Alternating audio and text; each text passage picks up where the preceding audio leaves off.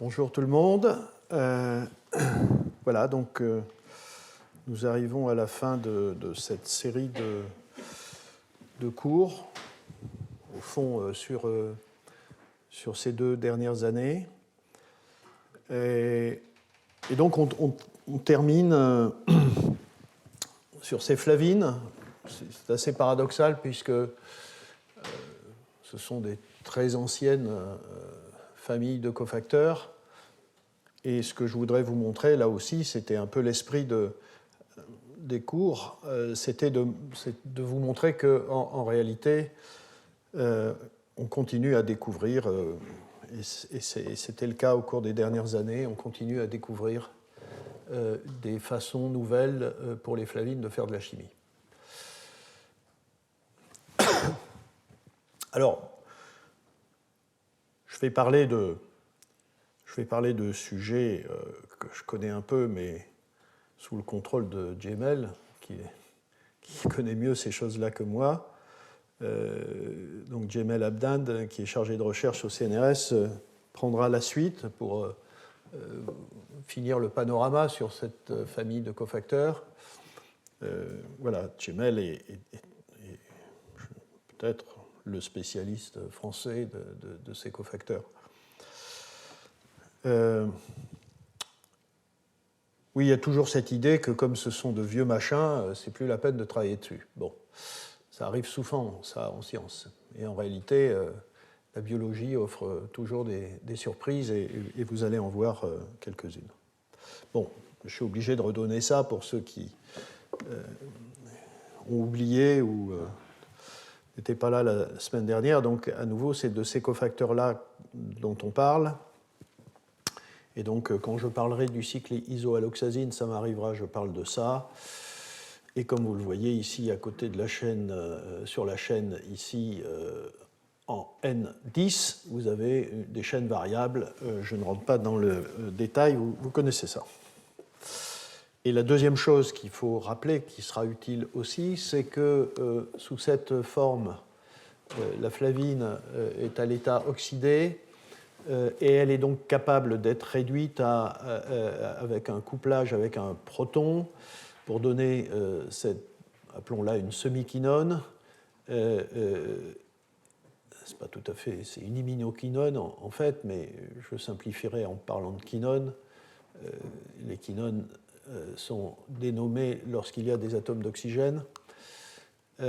Et un deuxième électron, deuxième proton, produit cette forme réduite. Donc, on a ici un cofacteur redox qui se retrouve, on l'a dit la dernière fois, à des potentiels qui sont tout à fait adaptés à tout un tas de transformations chimiques au sein de la cellule. Voilà, des potentiels qui sont entre moins 100 et moins 300 millivolts, disons, pour simplifier. Ce que j'ai raconté la dernière fois, c'est, et je crois que c'est bon de rappeler, puisqu'on va à nouveau évoquer des réactions d'oxydation, c'est que le dogme, c'est que dans toute la très très grande famille de monooxygénases, par exemple, qui dépendent des flavines, le cofacteur clé, c'est cet hydroperoxyde de flavine qui doit s'accumuler ici, donc après réduction en flavine complètement réduite, donc ici réduction, vous voyez, à 2 électrons de protons, réaction avec l'oxygène moléculaire, je ne rentre pas dans le détail de cette étape-là, mais voilà, jusqu'à il y a très peu de temps, la chimie, c'est le centre réactif de cette molécule pour l'oxygène, c'est ce carbone, ici, qu'on appelle 4A. Et c'est pour ça qu'on parle de C4A peroxyde. Et cet hydroperoxyde, qui a à la fois des caractéristiques spectroscopiques, comme on le voit ici, vous voyez, avec cette bande vers 360 nanomètres qui diffère de spectre de la flavine à l'état oxydé ici. La flavine à l'état réduit n'est pas représentée ici, mais elle absorbe très peu. Donc c'est cette entité-là qui a des propriétés de réaction, en particulier c'est un électrophile qui fait qu'un substrat un peu nucléophile peut attaquer cet atome d'oxygène et vous introduisez un atome d'oxygène dans le substrat. Donc la clé, à nouveau, je l'ai dit la dernière fois, mais je crois qu'il faut le rappeler pour montrer la nouveauté de ce que je vais annoncer. Voilà, la clé pour... Enfin, à nouveau, c'est une vérité parfaitement établie. Toutes les oxydations par les flavines passent par cet hydroperoxyde. Voilà. Je vais maintenant évoquer la découverte, disons, dans les 5-6 dernières années, de toute une série, en l'occurrence 3, facteurs flaviniques.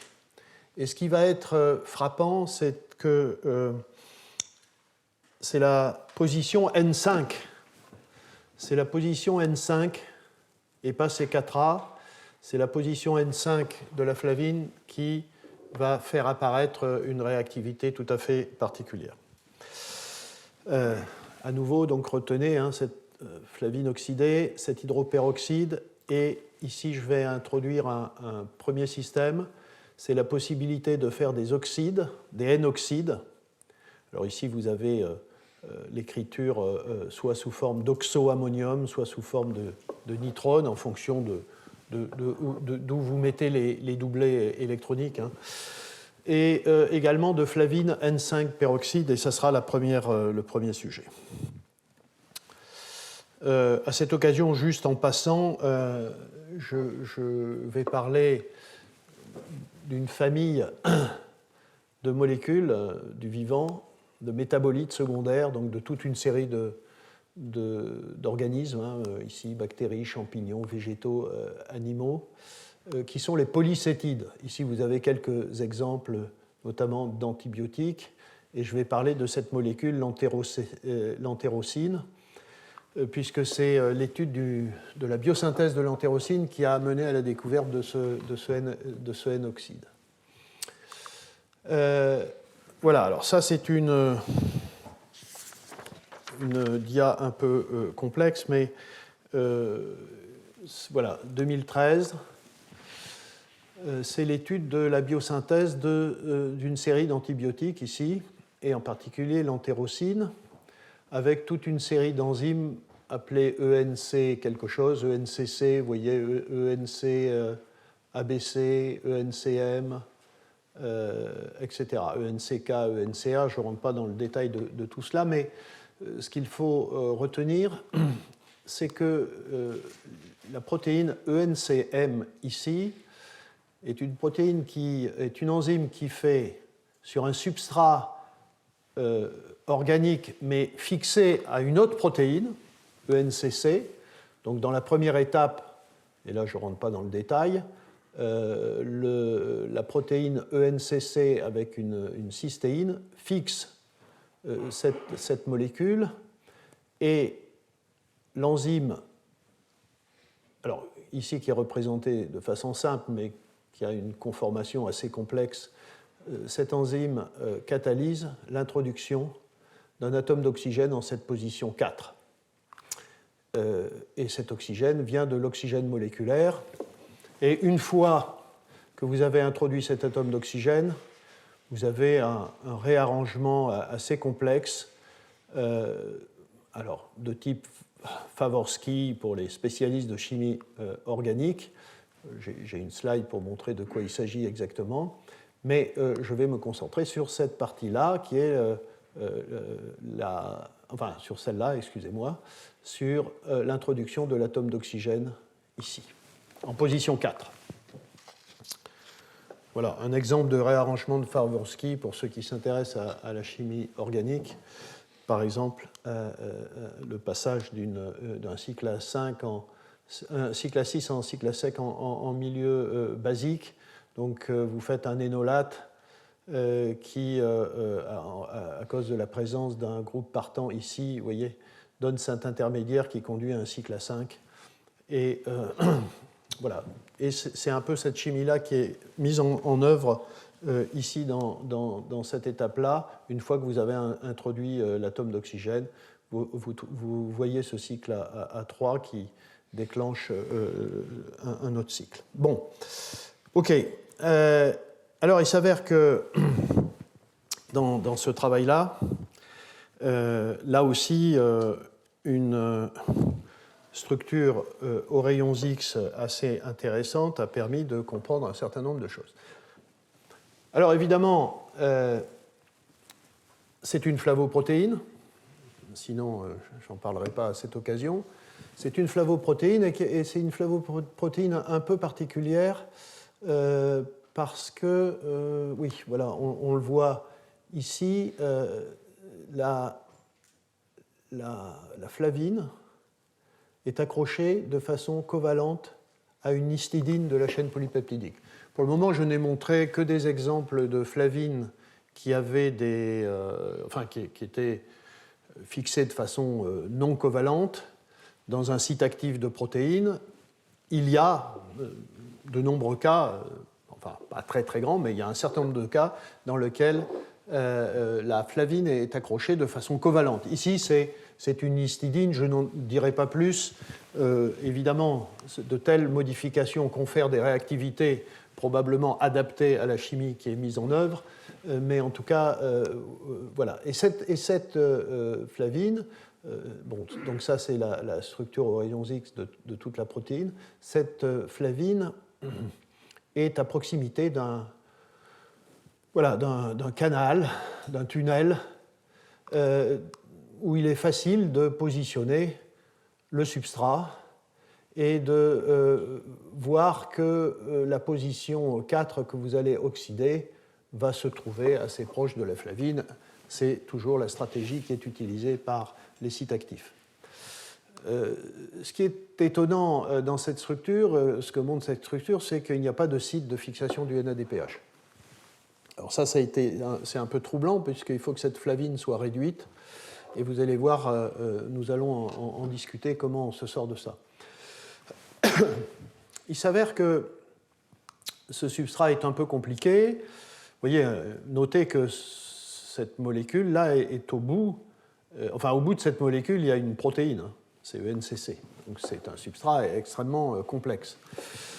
Mais les auteurs ont synthétisé cette molécule qui est un analogue de substrat que vous voyez ici et qui vient se positionner dans cette partie-là de la cavité, comme on peut le voir ici, avec ce groupement phényl qui reproduit le groupement phényl de la molécule et donc qui vient se positionner exactement dans la poche de fixation du benzène. Et donc, comme vous le voyez ici, cette molécule va, et ça va être un substrat effectivement, va être oxydé sur cette position ici 4, qui est donc très bien placée vis-à-vis de la flavine. Et comme d'habitude, ces informations nous donnent l'environnement du substrat dans cette partie-là. Et là aussi, c'est une démarche que j'ai évoquée 1000 fois. Donc des études par mutagénèse dirigée essayent de valider l'importance de ces différents acides aminés. Ici, vous avez par exemple, alors vous voyez, ça ne détruit pas totalement l'activité, mais vous avez des pertes d'activité. Si je prends cette tyrosine, vous voyez, vous avez 22% d'activité si vous la transformez en phénylalanine, enfin, etc. Bon.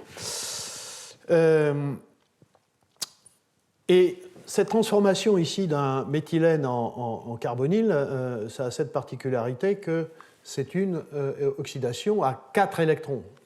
Donc ce n'est pas une activation réductrice de l'oxygène au sens que j'ai évoqué tout à l'heure, avec le peroxyde C4A. Donc il faut à la fois une hydroxylation ici et une déshydrogénation pour arriver à se composer. Donc l'enzyme fait tout ça.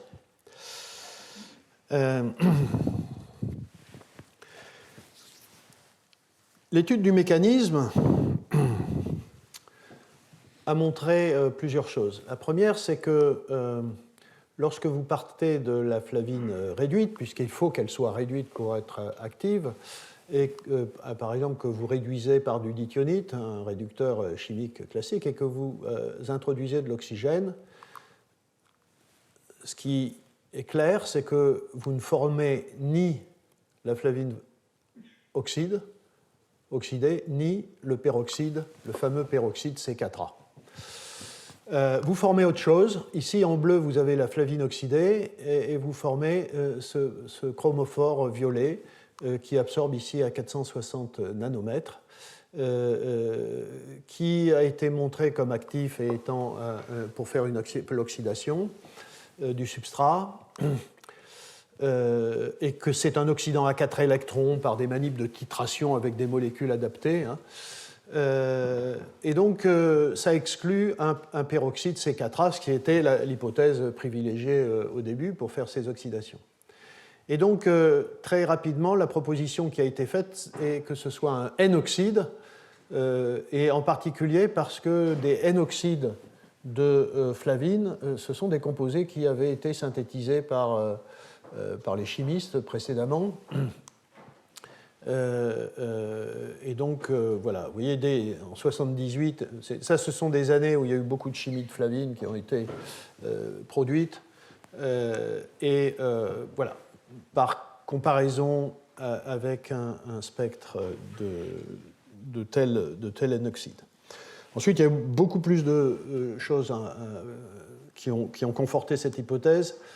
Et en 2015, donc la digestion de la protéine, l'analyse des fragments peptidiques par couplage HPLC, spectrométrie de masse, a montré l'existence d'un peptide qui contenait cette histidine 78 qui était fixée à la flavine, qui absorbait à 460 nanomètres, qui vous montre la stabilité du système, et un seul atome d'oxygène sur le cycle isoalloxazine. Alors ça, c'est une diapositive un peu compliquée, mais voilà, une analyse par spectro de masse qui montre que vous attendez,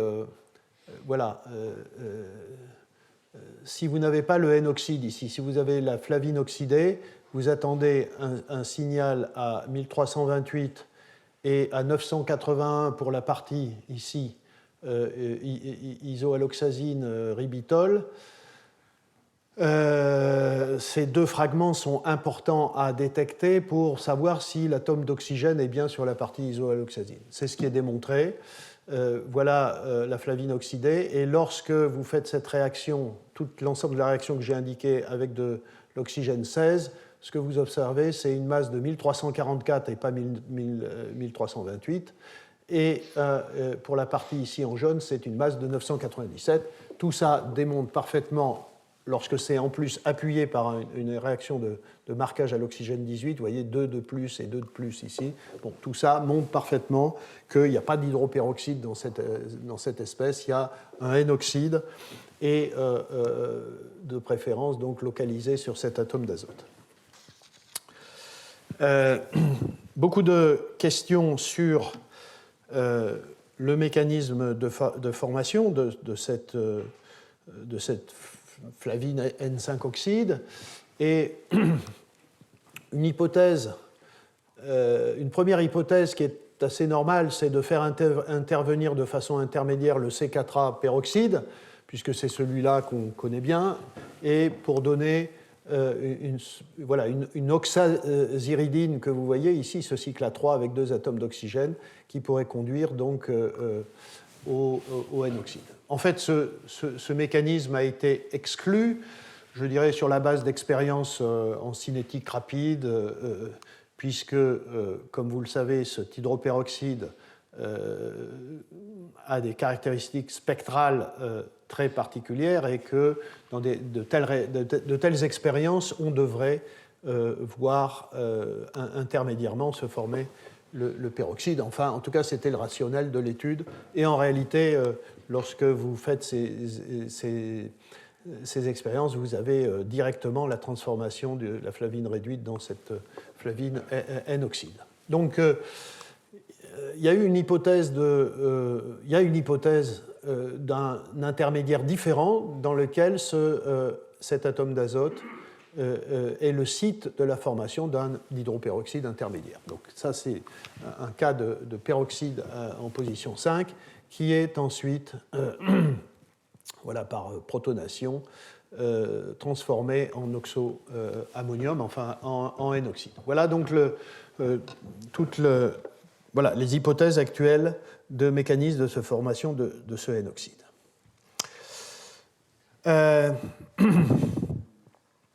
Toujours pour comprendre les mécanismes, donc je rappelle, la flavine oxydée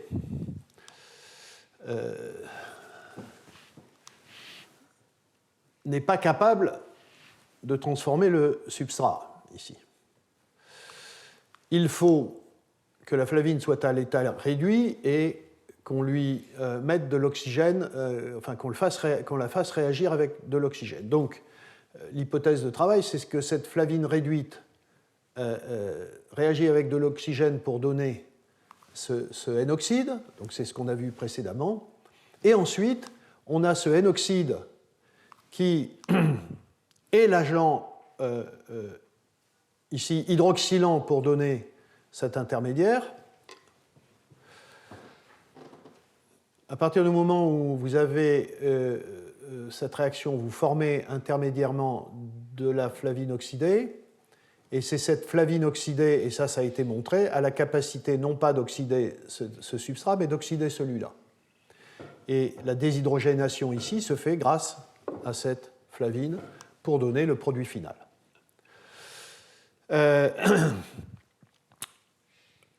Le problème, c'est que le système, en tout cas in vitro, qu'est-ce qui se passe in vivo, je n'en sais rien, mais n'est actif que pendant un certain temps. Alors ça, c'est pas très original, hein, des enzymes qui tournent pas éternellement dans un tube à essai, c'est pas l'endroit où elles devraient être, cette enzyme. Mais ici, ce qu'on observe, c'est voilà, en fonction du temps, ici on a ordonné la formation du produit, le produit final, et on voit que la réaction s'arrête. Et la réaction s'arrête, pourquoi? Pour tout un tas de raisons, et en particulier à cause de l'accumulation de ce flavine oxydé, à la fois parce que la réaction avec l'oxygène peut ne pas être très propre et donner directement du flavine oxydé au lieu de la flavine N-oxyde, avec formation d'eau oxygénée, ou parce qu'une fois que la flavine oxydée est formée, la réaction suivante ne marche pas très bien, enfin, etc. Et alors qu'il n'y a pas, donc les gens ont essayé de comprendre comment on pouvait réactiver cette enzyme, et alors qu'il n'y a pas de site de fixation du NADPH ou du NADH, en réalité, il y a une réactivation par le NADPH et le NADH. Donc ça, c'est un peu troublant et on ne comprend pas très bien pour le moment. Voilà, c'est une sorte de mécanisme sphère externe. Et en tout cas, il n'y a pas de fixation de NADPH ou de NADH. Mais la flavine oxydée, la flavine, si on regarde la structure, bon là ici on ne voit pas bien, mais voilà, est assez exposée. Et donc voilà, on peut penser que le NADH y arrive quand même. Bon. Alors, ce qui a été. Donc, comment se produit comment se crée cette flavine réduite? S'il n'y a pas de système spécifique de réduction, il y a eu cette hypothèse, vous voyez, qui est assez récente, c'est qu'au cours de la fixation covalente de l'histidine, je ne sais plus laquelle, 78, vous avez une production de flavine réduite. Voilà. La fameuse histidine que j'ai évoquée tout à l'heure, qui est accrochée à la flavine, a un premier effet de déprotonation au niveau de ce méthyle. Et ensuite, vous formez, donc vous voyez par ce basculement de doublé électronique, vous formez une quinone méthyle qui est très électrophile, ce carbone est très électrophile, et à ce moment-là, vous avez l'attaque de l'histidine 78 sur ce carbone, qui est relativement facile. Vous créez donc le lien covalent entre l'histidine 78 et la flavine, et vous vous retrouvez avec une flavine qui est à l'état, enfin un cycle isoalloxésine qui est à l'état réduit. Donc, juste par accrochage covalent et transfert d'électrons, vous avez cette formation, transfert de doublé, vous avez cette formation de flavine réduite. Alors évidemment, il faut qu'il n'y ait pas d'accident après, puisque c'est un truc à un coup. une fois que vous avez accroché la flavine réduite, elle doit fonctionner des milliers, centaines de milliers de cycles. Bon, cycles qui sont ceux qui nous amènent à la bonne, au bon état redox. Mais comme je vous l'ai dit, il peut se passer un certain nombre d'événements qui nous amènent à la flavine oxydée.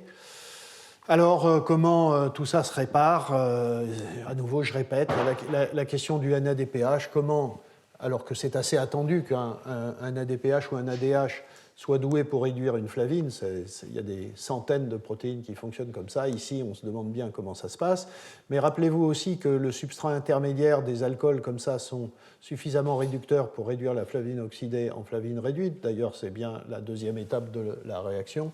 Voilà, donc c'est ça qui est aujourd'hui proposé.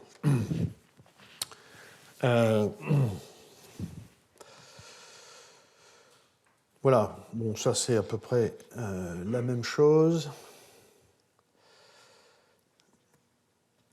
Voilà, donc je répète, donc le bilan, c'est formation d'un N-oxyde par activation de l'oxygène, oxydation de la flavine réduite, et ensuite cette espèce est capable d'oxyder à 4 électrons pour donner le produit.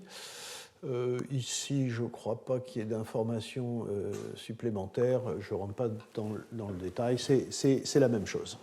Donc tout ça a été établi en 2015. Oui, là juste un dernier élément. Pour montrer plus en détail comment se fait cette hydroxylation. Et l'hypothèse qui est proposée, c'est que une fois que vous avez votre état actif, le N-oxyde, à nouveau par cette réaction avec l'oxygène de la flavine réduite, vous avez donc cet oxoammonium, vous avez une réaction.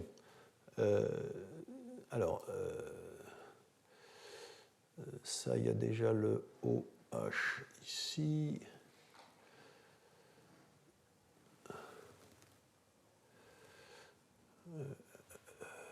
Oui, c'est ça.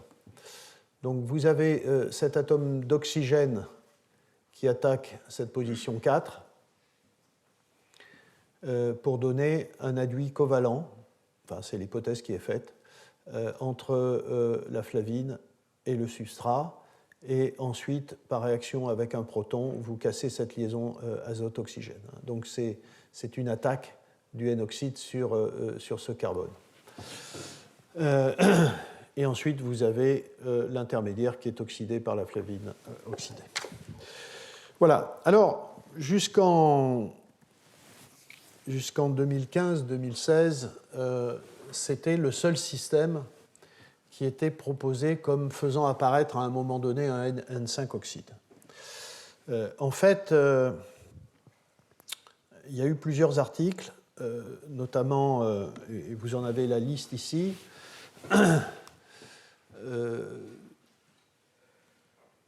donc vous voyez le mécanisme en haut, où vous partez de la flavine réduite, il est proposé qu'il y ait un hydroperoxyde en N5 et vous avez une flavine, un N-oxyde en N5. Donc le premier cas, vous voyez, c'était publié en 2017, une protéine impliquée dans le catabolisme de l'uracile.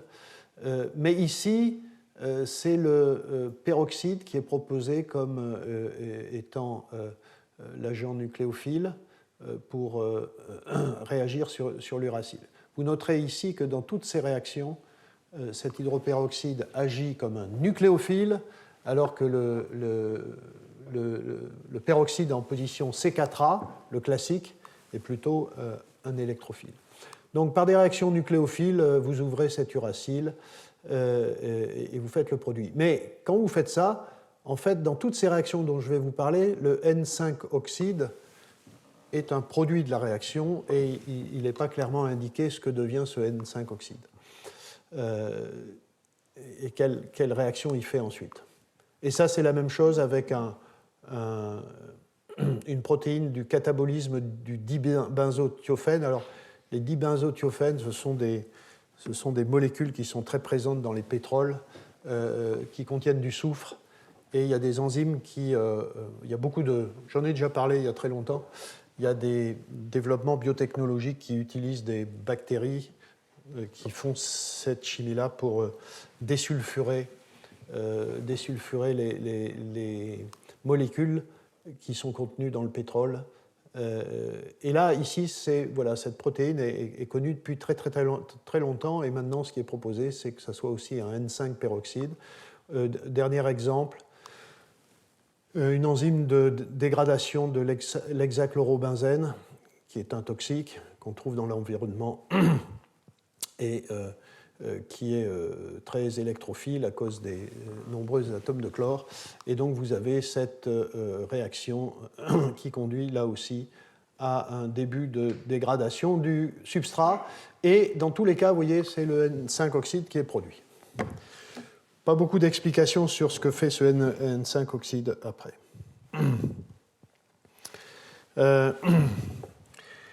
Il s'avère qu'il y a une structure de RUT A, le premier exemple, des dégradations de l'uracile, sous pression d'oxygène. Et c'est assez intéressant parce qu'on voit une molécule d'oxygène, et là je ne rentre pas dans le détail de tout le contrôle de cette molécule d'oxygène par le site et les acides aminés, mais donc très bien placée à côté de l'azote 5, et on peut imaginer qu'en effet se forme un peroxyde sur l'azote 5 ici. Simplement, dans cette structure-là, le substrat est également présent, sauf qu'il est de l'autre côté du N5-peroxyde. Ce qui, évidemment, ça ne marche pas pour faire la réaction. Le peroxyde ici ne va pas pouvoir attaquer de l'autre côté. En réalité, et les gens discutent de cela en indiquant qu'un des avantages d'un peroxyde en position N5 sur un azote, c'est qu'il y a une possibilité d'inversion de configuration parce qu'on est sur l'azote. Et à ce moment-là, vous voyez, on se retrouve avec l'oxygène fixé de l'autre côté du tableau qui peut venir sur le bon côté simplement par mouvement, par inversion, et se positionner proche du substrat pour pouvoir l'attaquer. Et cette inversion ici, passer d'une face à l'autre pour le peroxyde, ce sont des calculs ici, impliquent une barrière de 8 kcal par mol, ce qui est évidemment faible, et donc c'est ce qui est proposé. Néanmoins, voilà, les structures pour le moment n'ont pas permis de piéger cet état-là, avec le peroxyde pointant vers le substrat, mais un état dans lequel l'oxygène est de l'autre côté. C'est un peu troublant, mais c'est comme ça qu'ont été interprétés, disons, la réactivité de cette molécule. Et vous voyez, c'est des résultats extrêmement récents. Voilà, donc on se retrouve avec maintenant une plus grande variété d'espèces oxydantes. Après avoir longtemps, jusqu'aux années 2015, vécu avec ça, eh bien, il faut rajouter la possibilité d'une chimie basée sur des N-oxydes ou des N-peroxydes. Et voilà, retenez que cet hydroperoxyde, c'est essentiellement un donneur de OH+, c'est un électrophile, alors que celui-ci est un donneur d'OH-, c'est un peroxyde qui est plutôt nucléophile. Et ce N5-oxyde est également plutôt nucléophile. Enfin, visiblement, il peut avoir plusieurs réactivités. Voilà, ça c'est une première chose dont je voulais parler. Je vais parler maintenant d'une deuxième classe de nouveaux cofacteurs flaviniques, qui sont les N5-prényl. Et ça nous amène à une très grande famille, la famille des décarboxylases. La décarboxylation de molécules chimiques, c'est pas une réaction simple. Et il s'avère que les organismes vivants sont pleins de ces enzymes de décarboxylation de molécules organiques. Ici, vous en avez un certain nombre, et notamment ceux de ce qu'on appelle la famille Ubidae. Alors, je serai amené à dire quelques mots, mais très brièvement, il ne s'agit pas de parler de la biosynthèse de l'ubiquinone, mais puisque je vais parler des protéines UBI qui sont impliquées dans la biosynthèse de l'ubiquinone, j'en dirai juste un petit mot. Il s'avère que l'année dernière, on a eu un séminaire entier sur la biosynthèse de l'ubiquinone, donc vous pouvez vous reporter au site du collège pour aller voir ce que c'est en réalité. Voilà, donc vous avez ici toute une famille capable de décarboxyler toutes ces molécules. Cette famille est appelée Ubidae parce que dans ces enzymes, il y a la protéine Ubidae, l'enzyme Ubidae, qui fait cette décarboxylation d'un noyau aromatique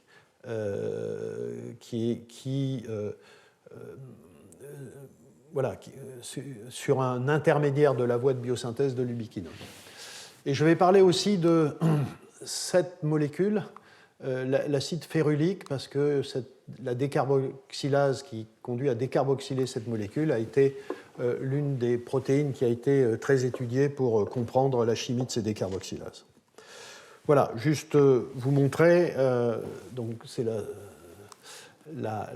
l'ubiquinone, elle est synthétisée à partir de l'hydroxybenzoate et on introduit tout un tas de groupes pour arriver à la fin à l'ubiquinone. Vous voyez qu'entre l'ubiquinone et cette molécule, il s'est passé tout un tas de choses.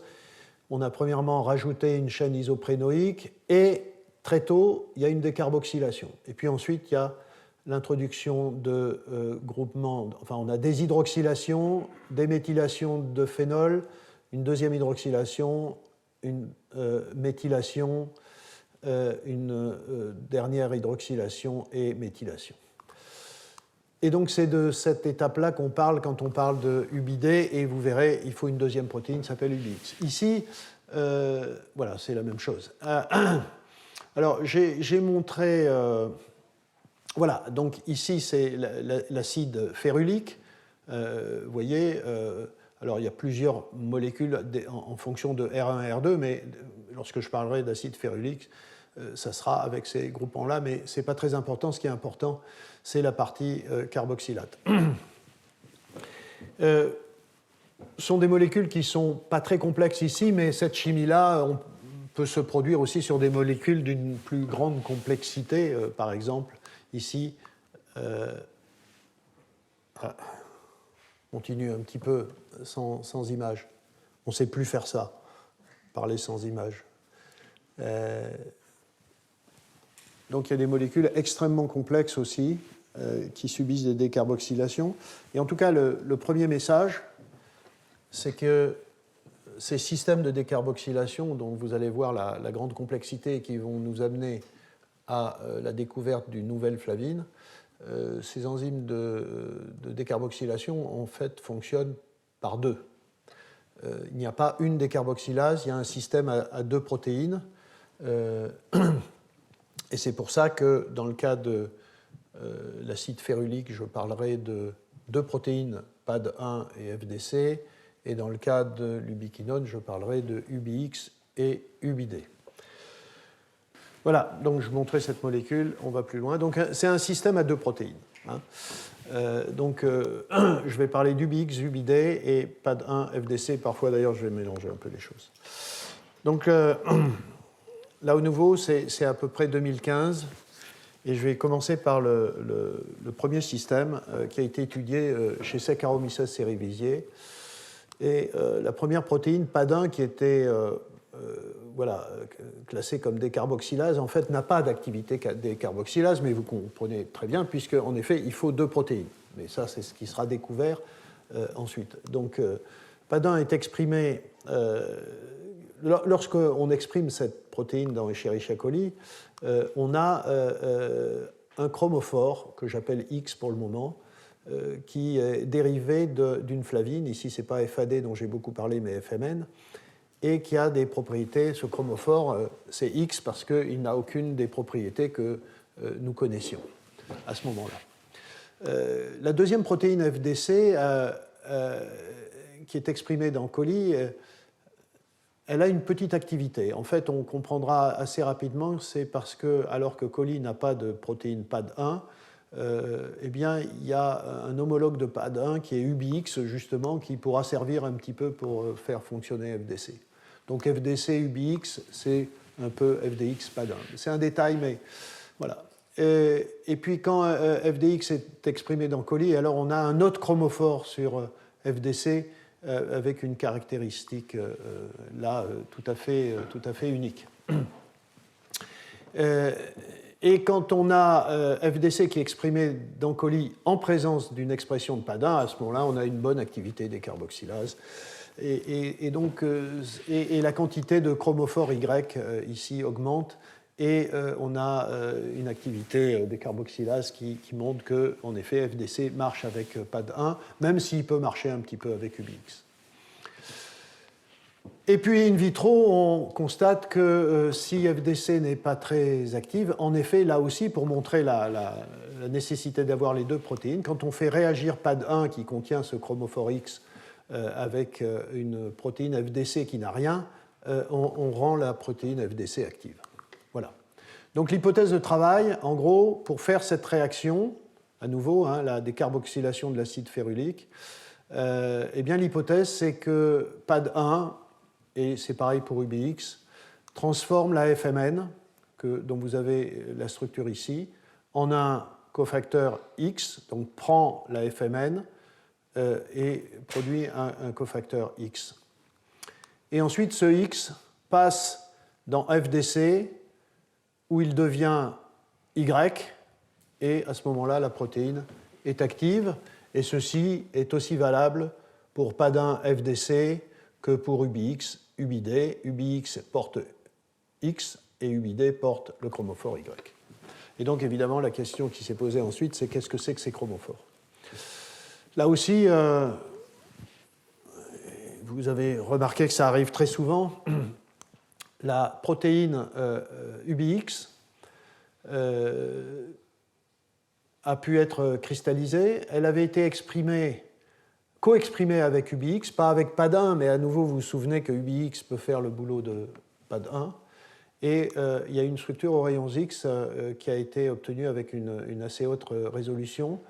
Et ce qui a été montré, alors, donc, là aussi, c'est une démarche qui utilise, lorsqu'on a des résolutions bonnes, la densité électronique. Vous voyez ici le cycle isoalloxazine, c'est là qu'on voit l'excellente densité.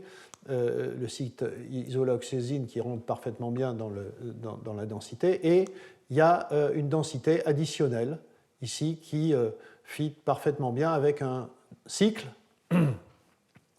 un quatrième cycle qui lie l'atome azote 5 au carbone 6. Et donc, l'hypothèse, c'est qu'on a un adduit isopentényl, et vous voyez, sous la forme d'un iminium. Et ça, évidemment, c'était complètement nouveau. Alors, cet iminium, vous pouvez l'écrire sous forme de différents tautomères. Et je ne rentre pas dans le détail. Donc ça, c'est la première découverte dans ce domaine, c'est que vous avez un groupement, ici, un adduit isopentényl, 1, 2, 3, 4, 5 atomes de carbone qui se sont accrochés sur cette protéine.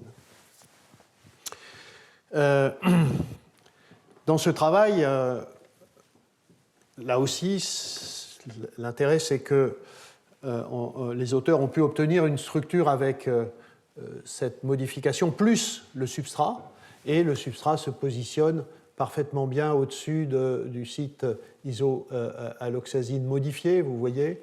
Enfin, c'est trois images différentes, et c'est dans le cas d'un substrat. Ce n'est pas l'acide férulique, mais c'est un substrat de la même famille. Et vous voyez ici, donc,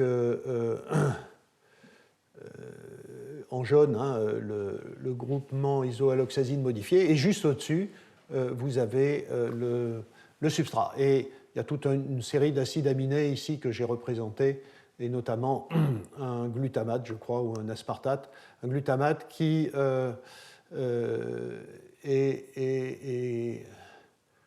Oui, un glutamate, voilà, qui joue un rôle important dans l'interaction. Voilà. Alors, pour comprendre pourquoi cette molécule, enfin cette flavine modifiée, a la capacité de faire la chimie de décarboxylation, il faut voir la chose suivante. En fait, si vous regardez ce groupement-là, hein, où on peut le revoir ici, vous avez une molécule qui a un caractère d'ylure d'azométhine. En fait, c'est un dipôle 1,3 et le carbone adjacent ici est plutôt chargé moins et le carbone ici est plutôt chargé plus. Voilà. Et nos substrats ici, puisque c'est un carboxylate adjacent à une double liaison, c'est un substrat qui est dipolarophile, qui a une partie, qui a un carbone ici qui est plutôt plus et l'autre carbone de la double liaison qui est plutôt moins. Et donc c'est ça qui fait qu'on va avoir une cycloaddition, un 3 dipolaire, c'est-à-dire que ce carbone et ces carbones-là vont réagir, alors le plus ici avec le moins, bien sûr, le moins avec le plus, avec les deux carbones de la double liaison. C'est exactement ce qui est proposé ici quand vous voyez cette chimie-là. Vous avez ici l'attaque de ce doublet. Alors c'est parce qu'il y a un delta moins ici, delta plus, et ici vous avez attaque, puisque ici c'est delta plus. Voilà, donc ce groupe, cet isopentényl qui est ajouté de cette façon-là en formant cet iminium a cette magnifique propriété unique de faire une réaction de cycloaddition 1,3, donc entre un diène et une double liaison. Voilà, bon, tout simplement, vous arrivez à cet intermédiaire, et à ce moment-là, ça déclenche la décarboxylation, la molécule de CO2 s'en va pour donner cet intermédiaire, et je ne détaille pas la suite des opérations. À nouveau, ce sont des réactions qui permettent de libérer le substrat par des transferts de doublés. Mais la clé de l'affaire, c'est à nouveau la formation de cet aduit sur la double liaison, deux liaisons carbone-carbone qui se créent et qui déclenchent la décarboxylation. C'est la même chose. Il peut se passer la même chose avec un cycle aromatique. Ce n'est pas simplement une double liaison. Hein. Tout à l'heure, ici, vous voyez, j'ai parlé d'un substrat où il y avait une double liaison, mais ça marche aussi, et vous pouvez écrire le même type de mécanisme, avec un noyau aromatique. Ce n'est pas absolument évident, mais voilà, cette double liaison adjacente au carboxylate a aussi une propriété de polarisation de cette double liaison qui fait que vous allez avoir voilà, ce carbone ici qui va attaquer là et ce carbone ici qui va attaquer le carbone du cycle isoprène. Voilà. Et une fois que vous avez ça, à nouveau, ces deux nouvelles liaisons carbone-carbone, ça déclenche le départ de la molécule de CO2. Voilà. Donc,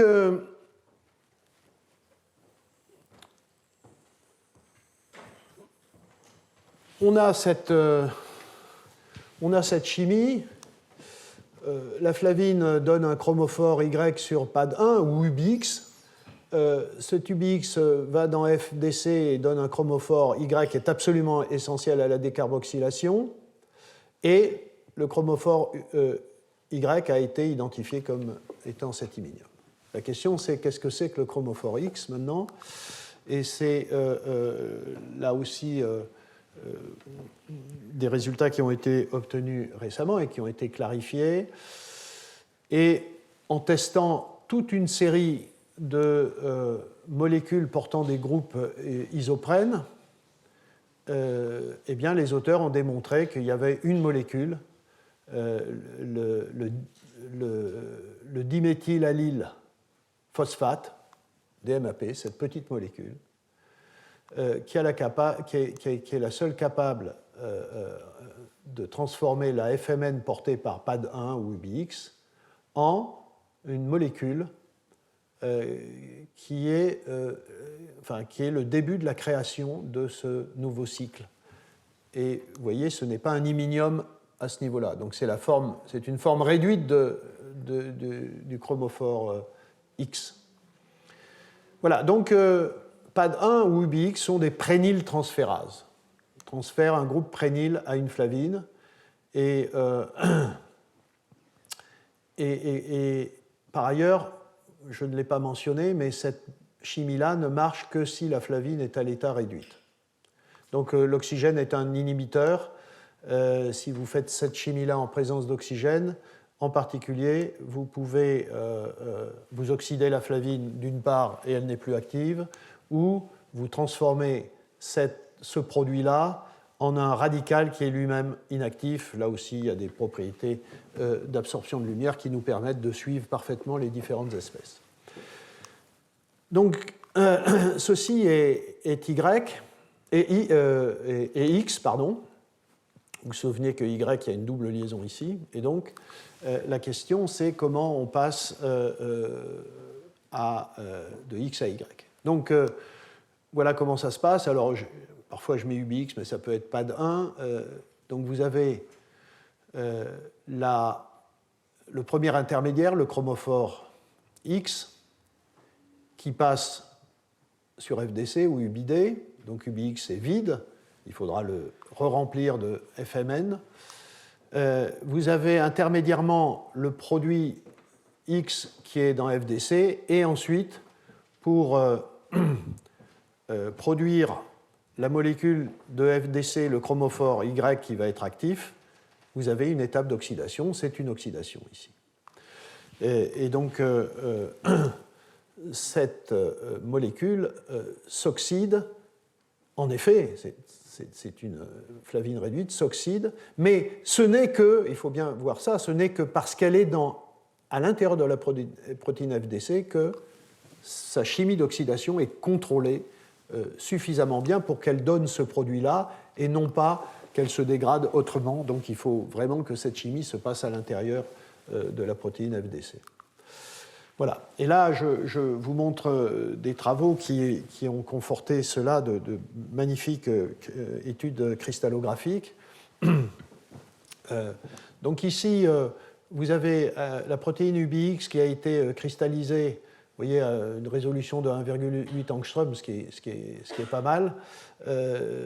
Alors, tout d'abord, vous avez la flavine avec... donc la flavine, la FMN, hein, pas encore modifiée. Hein. Elle vient de recevoir le DMAP, puisque maintenant on sait que c'est ça le substrat, donc vous le voyez ici, hein, diméthylallylphosphate. Voilà, il est là, juste au-dessus de la flavine, hein, avec tout un tas de résidus qui contrôlent son positionnement ici. Et il y a eu plusieurs expériences qui ont été faites, et notamment une première expérience où les cristaux ont été réduits avec du dithionite, donc la flavine a été réduite, et on les a mis à l'air. À ce moment-là, vous voyez, c'est une étape d'oxydation de cette flavine. Oui, c'est ça. C'est à la fois, ce qu'on espère en faisant ça, c'est qu'on réduit la flavine, donc elle va réagir avec le diméthylallylphosphate, sauf qu'on se met dans des conditions où on risque de créer des entités qui ne sont pas le composé Y. Et en effet, c'est ce qui se passe, c'est-à-dire qu'il se forme, en effet, l'adduit. Vous voyez l'apparition du cycle à 5, 1, 2, 3, non, à 6, du nouveau cycle, et du phosphate qui est libéré, sauf que ce sont des cristaux violets qui absorbent à 515 nanomètres. Donc ce que vous avez fait, c'est que vous êtes allé trop loin dans l'oxydation et vous avez la forme radicalaire dont j'ai parlé, qui est celle-ci, et qui est inactive. Et puis, il y a eu d'autres expériences dans lesquelles cette espèce a été réduite, mais la congélation s'est faite rapidement, très rapidement, en quelques secondes, pour donner des structures à 1,4 angstrom de résolution. Et là, ce que vous obtenez, c'est un intermédiaire dans lequel le phosphate est parti, et vous avez la partie diméthylallyle qui est accrochée sur l'azote N5, mais vous n'avez pas encore refermé le cycle sur le carbone 6. Voilà. Et puis, en faisant la même congélation rapide, à nouveau pour éviter des suroxydations, en un temps un petit peu plus long, eh bien, vous voyez que ça s'est refermé. Donc vous avez vraiment une magnifique étude qui montre le mécanisme de la réaction. Et c'est ce que je vais conclure ici.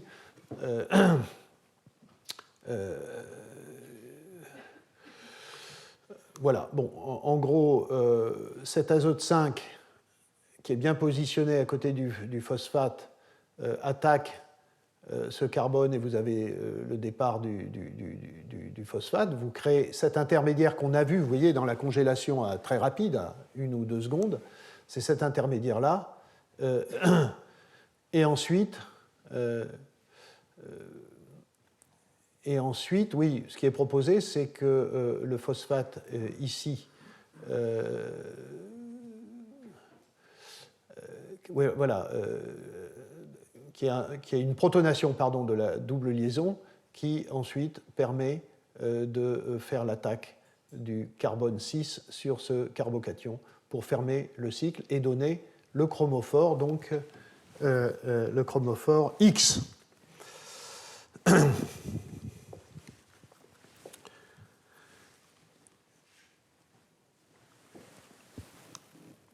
À nouveau, intermédiaire qu'on a vu par Cristallo, chromophore X, et ensuite ce chromophore X va dans UBD ou FDC, et si l'oxydation est bien contrôlée dans UBD, elle donne en effet le cofacteur Y qui est l'agent actif, et si c'est mal contrôlé, ça donne ce radical qui n'est pas actif. Voilà.